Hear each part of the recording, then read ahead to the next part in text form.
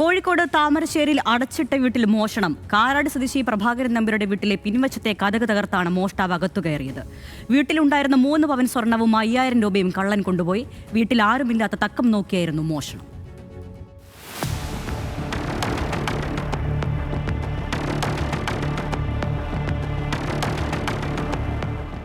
കാരാടി വിരിട്ട്യാക്കിൽ സംസ്ഥാന പാതയോട് ചേർന്നുള്ള വീട്ടിലാണ് മോഷണം നടന്നിരിക്കുന്നത്.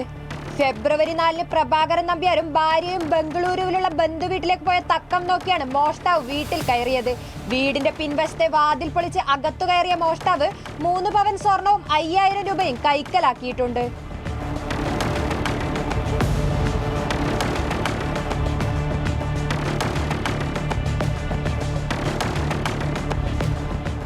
വീട് വൃത്തിയാക്കാൻ ഇന്നലെ ജോലിക്കാരി എത്തിയപ്പോഴാണ് പിൻവശത്തെ വാതിൽ കുത്തിപ്പൊളിച്ചിരിക്കുന്നത് ശ്രദ്ധയിൽപ്പെട്ടത്.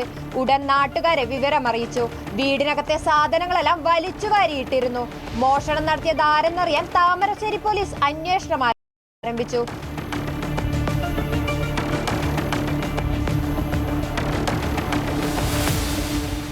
ന്യൂസ് മലയാളം, കോഴിക്കോട്.